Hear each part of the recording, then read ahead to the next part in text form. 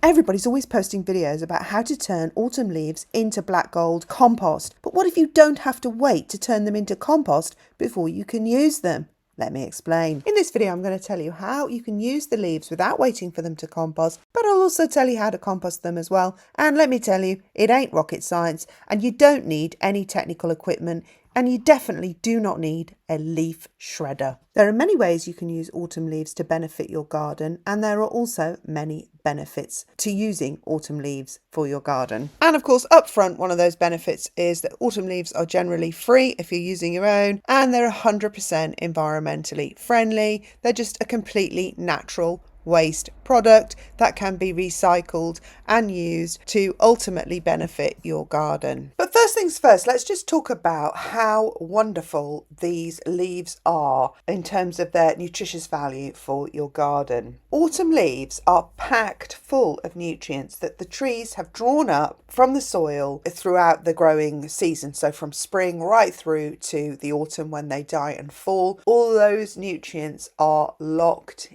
in. They also draw nutrients from the atmosphere and the environment, such as nitrogen and carbon, and so those nutrients are locked in, and these are really important nutrients for cleansing not only the environment but also improving the nutritional structure of our gardens and our garden soil. Depending on the leaf, obviously, and the variety of tree, but in general, broadly, leaves are rich in potassium, phosphorus and calcium, and these are extremely beneficial minerals to any growing plant. Leaves also contain carbon, which is an essential part of any compost mix. We'll cover the composting in a minute, but first I want to talk about how you can use the leaves immediately in their raw form without having to wait for them to compost. And there are many ways you can use them. And one is just straight on your borders as a mulch, as they are, raw leaves, dead leaves, just gather them up and just sprinkle them on your borders, and they will just break down and naturally work their way into the soil, distributing all those nutrients throughout your soil. And by the time spring comes, when all your plants are putting on their growth and they need all those nutrients will already be there distributed throughout your soil. Another way I use them in their raw form is on pots and containers, where I just want to cover that soil and suppress weeds. And that's another reason actually for putting them in your borders, is to suppress weeds. But particularly in containers, you get weeds growing underneath your statement plants, your perennials, your shrubs that are growing in containers. So I use the raw leaves just as a mulch. I think it looks quite attractive because obviously it's a very natural product. It's got that nice rustic golden brown colour, and then of course as it breaks down, it's naturally refreshing the soil in your containers and feeding the plants that are inside. Other plants that benefit particularly from a mulching with dead leaves are of course your roses. Again, the mulch will suppress weeds and will work the nutrients down into the soil around the rose roots, ready for them waking up in the spring. And there is still yet another benefit of using those raw leaves directly as they are without waiting for them to compost, and that is kind of as a fleece.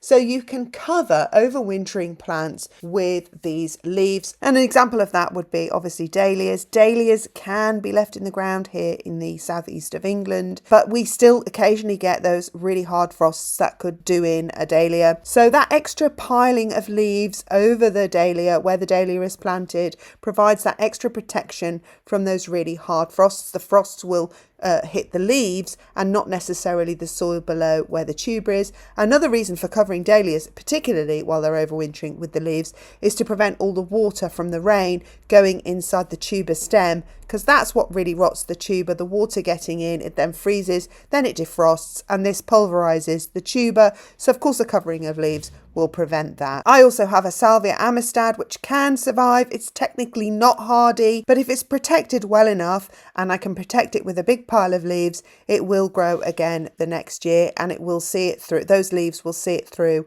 a hard winter. You can also use it as an overwintering material inside your raised beds, inside your greenhouse, for instance, instead of a fleece, which of course is a much nicer natural product. And once again, you have the whole breaking down process, and then they will be distributing those nutrients in your borders inside your greenhouse as well. And so as you can see, there are many uses for these leaves in their raw state without waiting for them to compost. Only caveat I would say is that if you live in a very dry zone or climate, then I would definitely wet them down, because it does speed up the process of breaking them down into compost. And that leads me on to point number 2, which is when you're using them as a mulch in this way, for all the reasons and benefits that I've already mentioned, they also then act as a soil improver, because eventually the leaves will break down and they will work their way down into the soil, improving the texture. And this works for clay soil, sandy soil, however nutrient poor soil. So the autumn leaves add to clay soil, they help break up clay soil, and to dry soil, sandy soil, they actually help that soil hold on to moisture. Leaf mold helps soil have that crumbly texture, that crumbly cake mixture texture that we're all kind of going for. Now, I don't know why this is, but leaf mold seems to attract more than its fair share of worms. Wherever I have leaves mouldering and just composting and decaying, I will generally find worms. If I've left leaves sort of around pots and things and I haven't swept them up, and then I come to clean the patio in spring, I will find those clusters of where that leaf mold has broken into compost and soil, I will find worms. The worms seem to be attracted to the moisture that the leaves hold onto. And so that's another great benefit, is that worms love leaf mold, and worms are good for your soil. But also the leaf mold introduces these healthy bacteria to your garden, helping your plants fight other pests and diseases. So you can add all these beneficial bacteria and blankets and soil improvers and fertilizers without buying any harsh chemicals or spending any money in the shops. So let's move on to composting the leaves. Say you don't want to use them as dry leaves and you do want to compost them and use them later for a soil improver, for to extend your potting compost when you're potting on other plants, to put in a hole. Say you're digging in a new apple tree and you want to plant a new apple tree, you can put your leaf compost in there. So let's just get one thing straight. Leaves will just naturally rot down on their own without any help from you. They are just perfect at it, and they will do it quickly. These leaves fell into my gutter. They've been in the gutter for just merely a handful of weeks, because I'm always cleaning these gutters out, and they've already almost turned into compost. So you don't need to shred them or do any of those hard work tasks and spend money on machines. You just don't need to do it. You can compost your leaves either on their own. Say, for instance, if you don't have any other organic matter, it doesn't matter. You can just compost them on their own, or you can add them to your compost heap, and that will improve the structure of your compost heap. They particularly do well in a compost heap where you have a lot of green matter, because they will help balance that out, and that carbon adds that extra balance and structure to what would otherwise be. Say, for instance, you've only had grass clippings. Grass clippings, they can get smelly, slimy, they don't break down too well. But once you add that leaf mold and leaf matter, you get a really nice, rich, balanced compost. So it's a really brilliant addition to your compost heap. Now, if you don't have a compost heap, you can still compost your leaves. You can use any container. You can use a cardboard box if you like. You can use a big plastic plant pot. You can use an old bucket, whatever you like. You just need to remember that it needs airflow, and it needs to be open at the top to the elements. You need obviously also the water to be able to drain out, because you don't want it to sit in a bog. So that's all you need: airflow, drainage, and it needs to be open to the elements. Chuck all your leaves in it, and it will just naturally compost down, and then you can use it to sprinkle around your roses, to help pot up your new spring flowers, to pot on other plants. I'm using it here to pot on this Fatsia that I propagated in the summer, and so on and so forth.